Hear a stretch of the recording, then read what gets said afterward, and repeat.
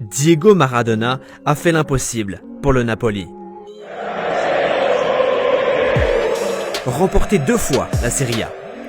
Il aurait pu la gagner une 3e fois, mais la mafia l'en a empêché.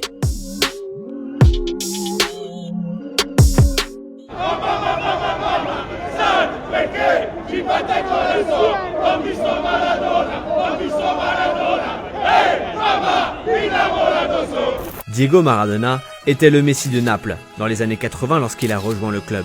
Et il en reste la plus grande légende aujourd'hui. Maradona a fait d'une équipe luttant pour le maintien un club membre à part entière de la course au titre, dans une grande bataille des pauvres contre les riches. Le Napoli a remporté les 2 seuls titres de son histoire avec Diego en 1987 et 1989 et aurait pu réussir un incroyable triplé en gagnant le Scudetto en 1988. Mais les choses ont pris une tournure catastrophique. Lors de la saison 1988, le Napoli avait dominé le championnat depuis le début. Et tandis qu'il ne restait que 5 matchs à jouer, les Napolitains avaient 4 points d'avance sur leur poursuivant du Milan AC. Naples a perdu 4 des 5 rencontres et Milan a gagné le titre grâce à un superbe comeback. Mais qu'est-il arrivé au Napoli cette saison-là? Eh bien, c'est la mafia napolitaine qui est arrivée. Il nostro obiettivo è un obiettivo, se volete, apparentemente idealistico, ma nella sostanza l'unico obiettivo realistico che ci si può opporre. Annientare la camorra, l''ndrangheta e la mafia. Non, ce n'est pas un cliché. La mafia contrôle effectivement tout en Italie aujourd'hui. Et aucune autre ville de province n'est autant sous son emprise que Naples.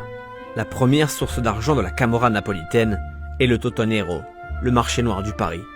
Lorsque le Napoli a remporté le Scudetto en 86-87, ils ont renversé les cotes, comme l'a fait Leicester City en remportant la Première Ligue plus récemment.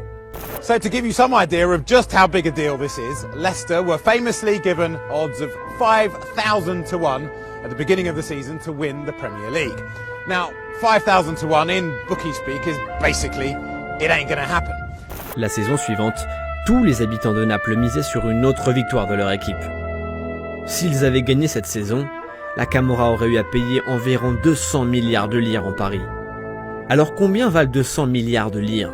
Bon, le taux de change est un peu compliqué à faire, mais Simone l'a simplifié pour nous. Ils auraient fait faillite.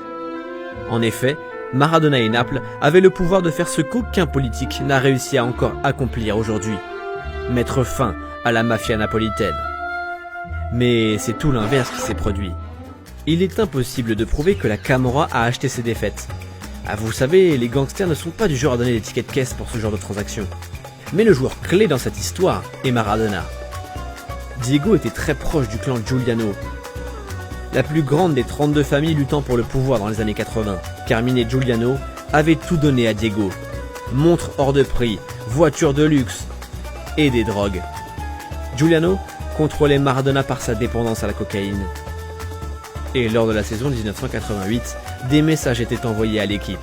La voiture de Maradona s'était faite écraser, tandis que la maison de Salvatore Bagni s'était faite cambrioler 2 fois.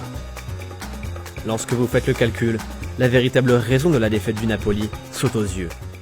Mais les fans du Napoli n'y attachent pas une grande importance. Leur amour pour Maradona est plus fort que tout. Certains disent même que la défaite était logique et dans les règles, alors que ces rumeurs de la rue ne sont que des mythes pour atténuer la douleur. Mais lorsque le Napoli a remporté son 2e titre en 1989, un échange entre Diego et Ferleno, leur président, a été saisi par les caméras. Diego demandait à Ferleno comment il se sentait d'avoir à nouveau remporté le titre. C'est dommage que nous n'ayons pas gagné le championnat entre ces 2 titres. Mamma mia, vraiment? A répondu Diego. Mais président, nous avons laissé quelqu'un d'autre gagner. Sinon, cela serait devenu ennuyant. Most of them are spreading